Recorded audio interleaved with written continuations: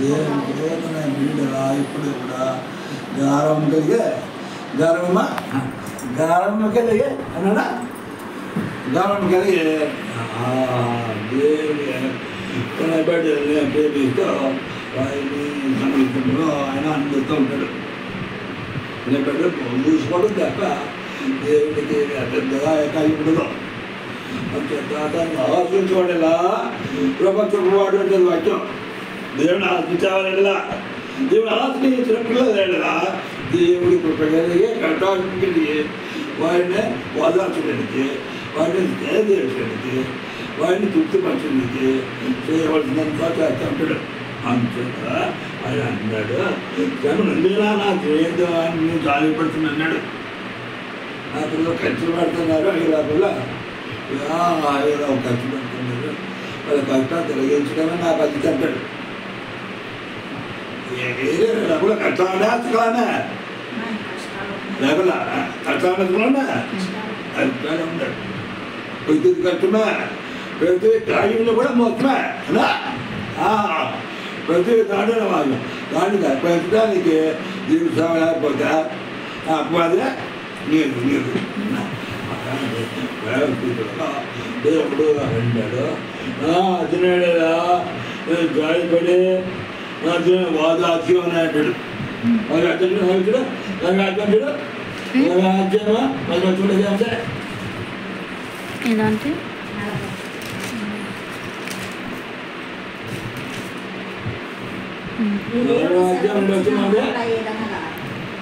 నా జనులను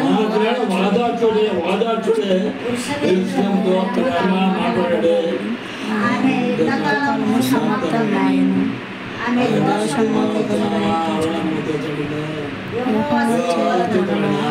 తన సమస్త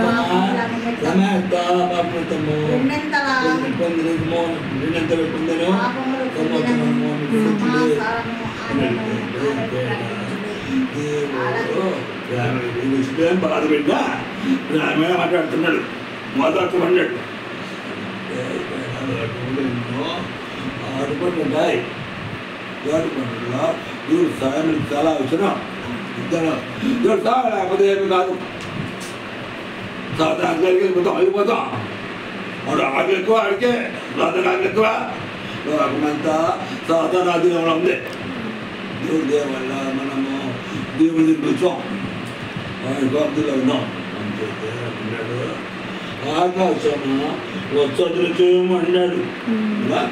ఆకాశమా వచ్చదులు చేయము భూమి సంతోషించము అవుతున్నారా ఆనందం చేయడి అన్నాడు. అంటే అది ఎత్తాడనమాట ఆదుకుంటాడనమాట కనిపిస్తున్నాడనమాట. అంతే ఆయన పెట్టి అదికన్నా సహాయం పెట్టి నన్ను శుద్ధించడానికి దేవుడే సమకూరుస్తున్నాడు. అర్థంతో అని కూడా అంతు కదా అంటున్నాడు. చేత ఆకాశమా ఉత్సాహం చేయము అంటున్నాడు. అది కదా ఉత్సాహమే చేయము. వాక్యండి వాక్యము విరమించండి. మన వాక్యం విరమండి.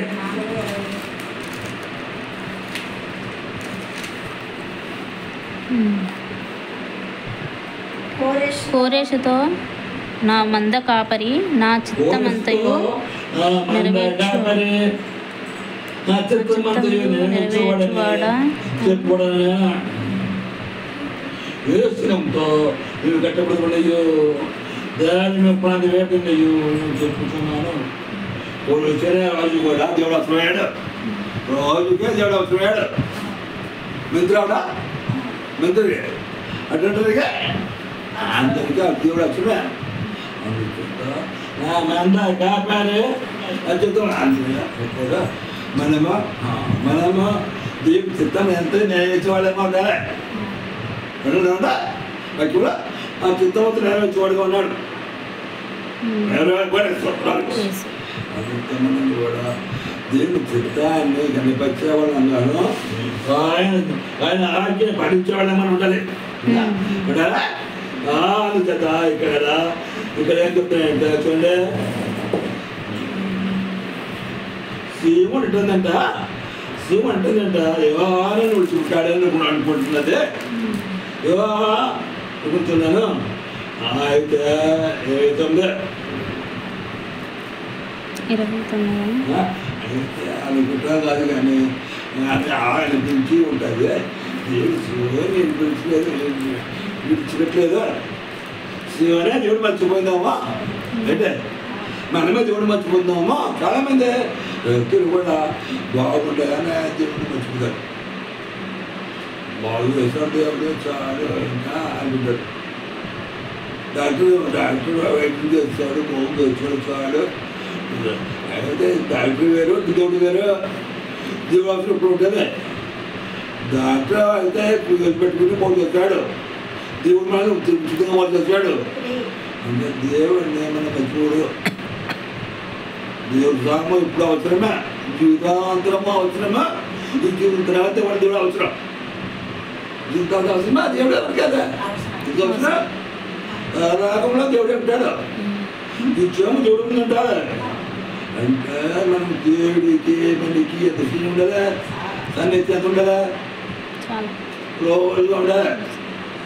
అంతేత అవసరము అని అవసరం కాదు. దేవుడికి ఇప్పుడు ఎల్లప్పుడూ దేవుడితో మనము సహవాసం చేయాలి. అది మనం దేవుడితో స్థిరంగా మన ఆచోక మన యొక్క సంబంధాలు స్థిరపడాలి అని మన ఆత్మ చెప్పాడు, పద్మరావు చెప్పాడు. మనం స్థిరపరుచుకోవాలి, దేవుడితో సంబంధం స్థిరపరుచుకోవాలి. అవసరమా అవసరం లేదా అన్నది కాదు. ఇప్పుడు దేవుడు అవసరం ఉంటాడు, ఇప్పుడు అవసరం అవుతుంది. మన విశ్వాసము ఆయన జ్ఞానం పెట్టి కాకుండా, ఏమైనా జ్ఞానం పెట్టి కాకుండా మనము చిత్తంతో మనము ఆయనలో స్థిరపడినప్పుడు, మన పునాది స్థిరపడినప్పుడు మనము కదాల్చబడమా అప్పుడు కప్ప అవుతుంది అనా అవుతాడు. ఇసుక మీద కాలెత్తగా ఇసుక మీద కట్టేస్తా, సంవత్సరం కట్టేస్తాడు, సంవత్సరం కడతాడు సూర్య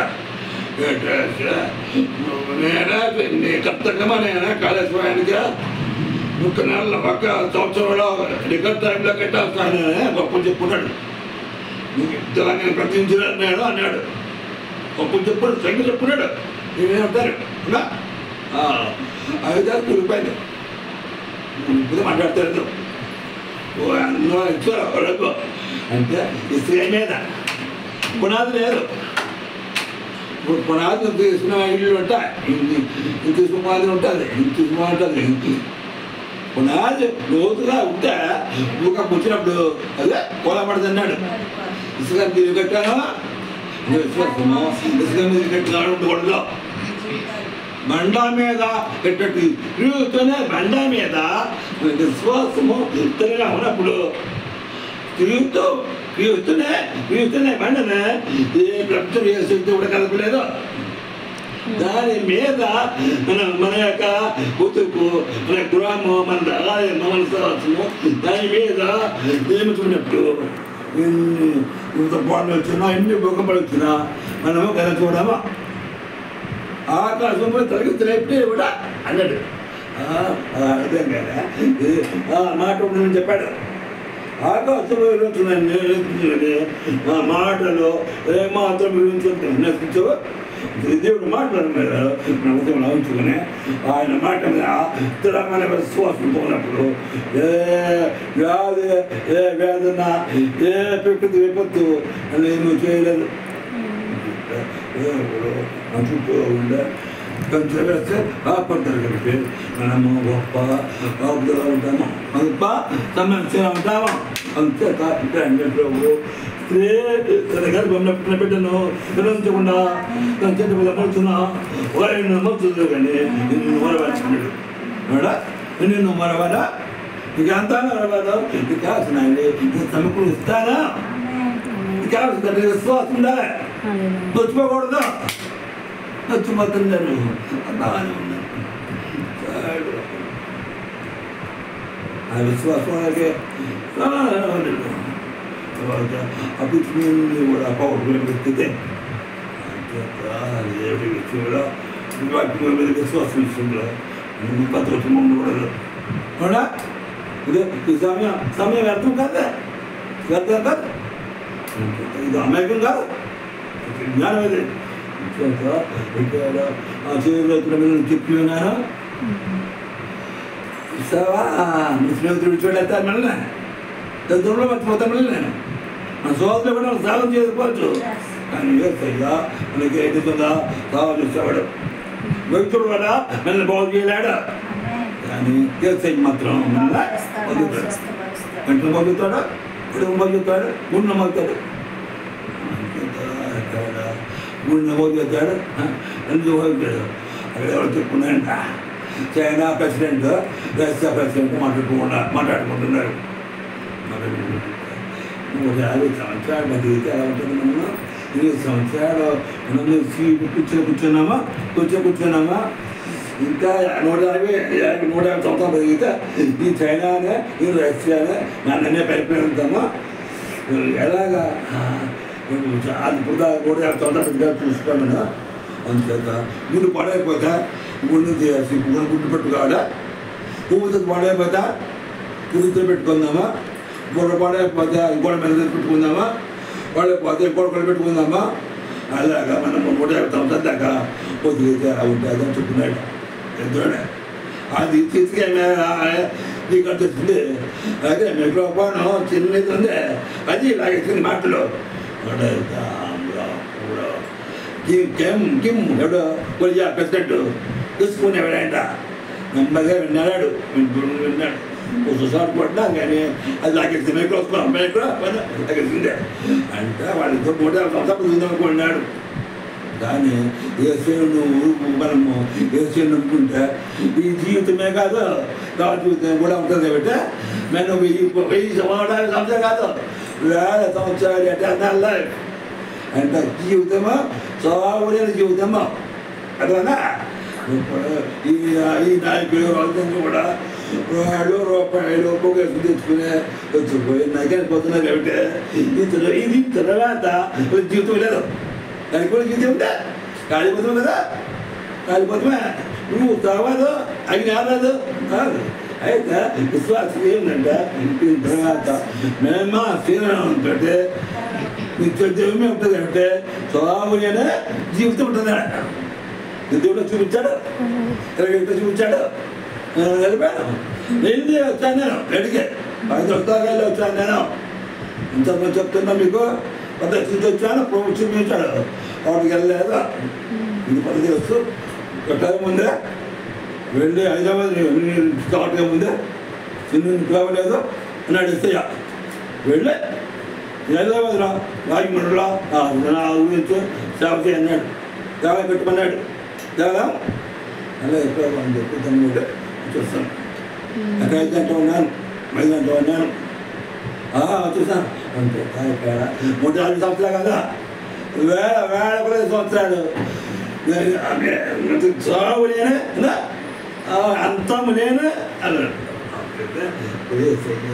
నన్ను పరిణయించాడు ఆయన రుణాల మీద నన్ను చెక్కాడు ఆయన ఆలోచనలు మనం రూపించాడు మన గుండెన మన ప్రాణాన్ని కాపాడుతున్నాడు ఎస్ఐ కాపాడేవాడు అందుకట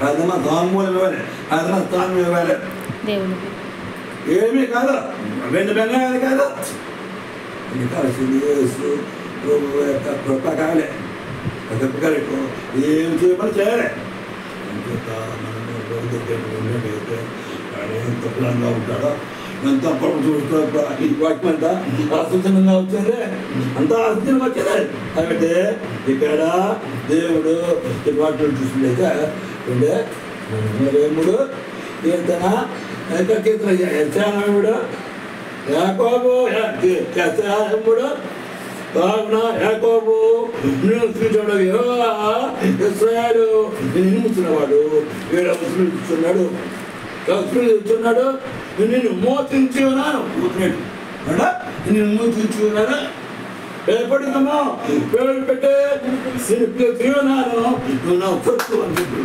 మనము దేవుడి సొత్తము అంటే దేవుడి సొత్తము దేవుడు ఆయన విడిచిపెట్టా మన బైబిల్ ఎక్కడ ఉందా నిజంగా దేవుడు మనల్ని కాపాడుతున్నాడు దేవుడు ప్రేమిస్తున్నాడు అని చెప్పినా చెత్త భయపడేమమ్మ అన్నాడు దేవుడు ఎంత దేవుడు చెత్త